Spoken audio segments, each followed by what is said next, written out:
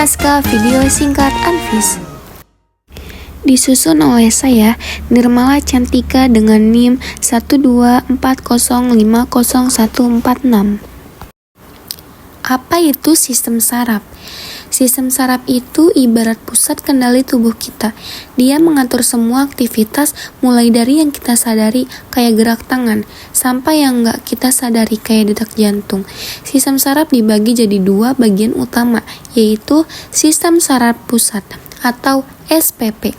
Terdiri dari otak dan sumsum tulang belakang. Sistem saraf tepi atau SST terdiri dari saraf-saraf yang menyambungi sistem saraf pusat ke seluruh tubuh.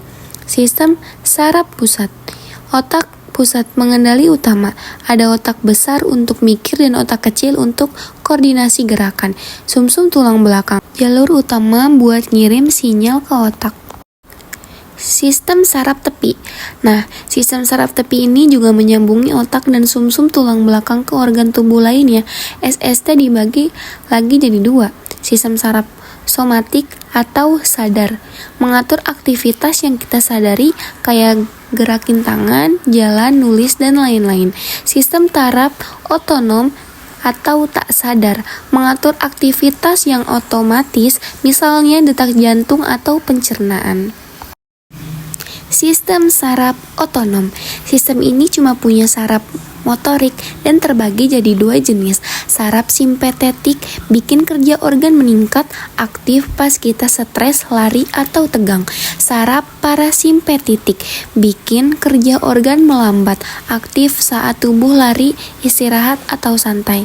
Ingat ya, kedua saraf ini kerjanya berlawanan tapi saling melengkapi buat jaga keseimbangan tubuh.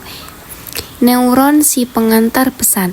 Neuron itu sel saraf yang tugasnya mengantar impuls alias sinyal dari satu bagian tubuh ke bagian lain. Tanpa neuron, sinyal nggak bakal sampai ke otak atau ke otot. Pernah kepikiran nggak sih gimana caranya darah bisa bawa oksigen, lawan infeksi, dan nyembuhin luka? Yaps, itu semua kerja keras dari sel-sel darah. Yuk kita bahas singkat tapi padat tentang perkembangan sel darah. Apa itu darah? Darah itu cairan penting dalam tubuh kita. Fungsinya banyak banget, mulai dari mengangkut oksigen, zat gizi, sampai hormon, sampai bantu atur suhu tubuh dan menjaga keseimbangan asam basa. Selama di pembuluh, darah itu encer, tapi keluar dikit aja, langsung beku. Komponen darah. Darah terdiri dari dua bagian utama, yaitu plasma darah atau cairan, sel darah atau padat. Plasma darah isinya protein, hormon, enzim, elektrolit, dan zat sisa. Yang penting banget, albumin, glubumin, dan fibronogen buat tekanan osmotik dan kekebalan. Sel darah putih atau leukosit. Leukosit itu tentara tubuh kita. Fungsinya melawan infeksi dan antigen asing. Ada dua jenis loh, bergranula, neutrofil, eosinofil, basofil. Enggak bergranula, limfosit. Kekurangan leukosit, leukopenia. Kelebihan, leukositosis atau leukemia. Sel darah merah atau eritrosit.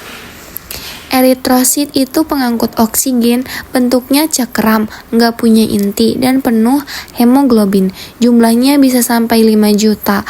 Kalau kekurangan eritrosit sama dengan anemia, bisa karena kekurangan vitamin, perdarahan, atau masalah sumsum tulang.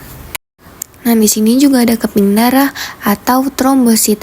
Trombosit sama dengan si ahli pembeku darah, jumlahnya 200 sampai 400. Mereka bantu nutup luka dengan bikin jaring fibrin, tapi hati-hati kalau jumlahnya terlalu rendah bisa terjadi trombositopenia. Gangguan sistem peredaran darah, beberapa gangguan yang bisa terjadi, hipertensi, tekanan darah tinggi, jantung koroner, sumbatan karena lemak varises pelembaran pembuluh balik, aneurisma, pembekakan pembuluh darah. Semua itu bisa berbahaya kalau enggak dicegah sejak awal. Nah, itu dia sekilas tentang sel darah dan fungsinya ya. Limfatik. Kita bahas satu sistem tubuh yang jarang disorot tapi super penting. Sistem limfatik alias sistem getah bening. Apa sih fungsi dan kenapa kita harus tahu? Apa itu sistem limfatik? Sistem limfatik itu sistem sirkulasi sekunder dalam tubuh kita. Tugas utamanya yaitu mengangkut cairan dan protein yang bocor balik ke darah, bantu sistem imun untuk lawan infeksi, serap lemak, dan sistem pencernaan. Bisa dibilang dia kayak asisten pribadi buat sistem imun dan peredaran darah. Komponen utamanya yaitu sistem limfatik terdiri dari pembuluh limfe, nodus limfatik atau kelenjar limfe, organ limfoid seperti tonsil, timus, dan limfa, sel limfatik atau limfosit dan makrofag. Pembuluh limfe. Pembuluh limfe itu mirip kayak pembuluh darah, tapi khusus bawah limfe ada dua pembuluh utama, yaitu ductus lymphaticus dexter dari kepala dan lengan kanan, ductus thoracicus dari tubuh bagian kiri, dan bawah ductus thoracicus juga bawa lemak dari usus, makanya cairan limfe agak putih. Nadus limfatik dan tonsil. Nadus limfatik itu kayak pos penjagaan. Mereka nyaring dan hancurkan kuman sebelum menyebar ke tubuh. Tonsil juga bagian dari sistem ini. Ada di tenggorokan buat cegah infeksi masuk lewat mulut atau hidung. Timus dan limfa. Timus itu tempat training limfosit T. Aktif banget pas kita masih anak-anak. Limfa, dia bantu saring darah, simpan sel imun, dan ngancurin sel darah merah yang rusak. Hebat kan? Jadi intinya, sistem limfatik itu peranannya besar banget buat pertahanan tubuh, nyaringan cairan, dan serapan lemak. Tanpa dia, tubuh kita bakal lebih gampang kena infeksi dan masalah sirkulasi. Kulit, kalian tahu nggak sih organ tubuh paling besar itu apa? Jawabannya bukan usus atau paru-paru ya, tapi kulit. Hari ini kita bahas bareng sistem integumen alias sistem kulit. Fungsinya bukan cuma nutup tubuh juga, lindungi tubuh dari kuman dan sinar UV, atur suhu, bantu buang racun, rasakan panas, dingin, sentuhan. Bikin vitamin D juga loh. Lapisan kulit punya 3 lapisan utama, yaitu epidermis, paling luas isinya sel mati dan keratin. Dermis tengah, tempat pembuluh darah, saraf, rambut, dan kelenjar. Hipodermis, subkutis bawah, banyak lemak, fungsinya buat simpan energi dan bantu jaga suhu tubuh. Detail epidermis. Epidermis itu lapisan luar yang gak ada pembuluh darahnya, disusun dari beberapa lapisan sel, kayak stratum corneum atau lapisan tanduk, stratum lucidum, stratum granulosum, stratum epinosum, stratum labacale. Tempat pembentukan melanin alias pigmen kulit. Struktur tambahan kulit juga punya bagian lengkap kayak kelenjar keringat buat mengatur suhu dan buang sisa metabolisme, kelenjar minyak atau sebasea bikin kulit nggak kering, rambut tumbuh dari avikol, fungsi siklus hidup, kuku pelindung ujung jari tumbuh 1 minggu. Fungsi penting lainnya, kulit juga bisa merasakan sentuhan karena ada ujung saraf, mengeluarkan racun lewat keringat, memproduksi vitamin D dengan bantuan sinar matahari, melakukan keranisisasi buat perlindungan mekanis.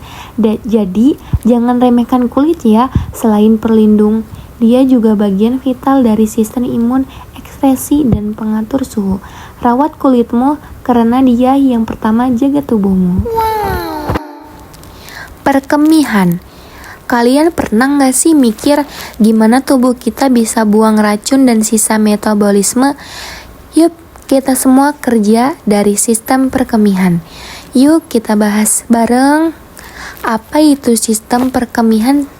Sistem perkemihan adalah sistem organ yang memproduksi, menyimpan, dan mengeluarkan urin. Strukturnya terdiri dari 2 ginjal, 2 ureter, 1 kandung kemih, 1 uretra. Fungsi utama ginjal itu organ utama yang jaga keseimbangan cairan tubuh. Fungsinya banyak banget loh, antara lain nyaring darah, atur tekanan darah dan pH, buang limbah lewat urin, produksi hormon kayak renin dan eritropoietin. Struktur ginjal dan nefron. Ginjal punya 3 bagian, korteks atau luar, medula atau dalam, pelvis atau tempat pengumpulan urin. Unit fungsional ginjal itu namanya nefron, jumlahnya jutaan. Nefron ini yang nyaring darah, nyaring kembali zat yang dibutuhin, sisanya dibuang jadi urin. Ureter dan kandung kemih atau vesika urinaria. Ureter, pipa yang bawa urin dari ginjal ke kandung kemih, gerakannya sampai gerakan peristaltik. Kandungan kemih, kayak kantong fleksibel yang bisa nahan urin sampai kurang lebih 500 cc. Pas udah penuh, muncul refleks buat pipis alias proses miksi. Uretra. Uretra itu saluran buat mengeluarin urin dari kandung kemih ke keluar tubuh. Pada pria, uretra juga berfungsi buat sistem reproduksi atau bawa air mani. Panjang uretra wanita 3-4 cm, pria kurang lebih 20 cm. Makanya wanita lebih rentan kena infeksi saluran kemih. Proses pembentukan urin. Prosesnya ada 3 tahap loh. Yang pertama filtrasi, penyaringan darah di glomerulus. Yang kedua reabsorpsi, penyerapan kembali zat-zat penting. Yang ketiga augmentasi, penambahan zat-zat sisa sebelum keluar sebagai urin. Fungsi homeostatis ginjal. Ginjal bantu jaga kestabilan tubuh dengan cara atur tekanan dan volume darah, kontrol kadar elektrolit NaCl, stabilkan pH, sampai nutrisi dan deteksi racun. Nah, itu tadi sistem perkemihan kita keren banget kan? Ternyata bukan cuma soal pipis, tapi juga sistem penyaring, pengatur, dan perlindungan tubuh. Yuk, jaga ginjal kita dengan cukup minum air putih dan hidup sehat. Terima kasih.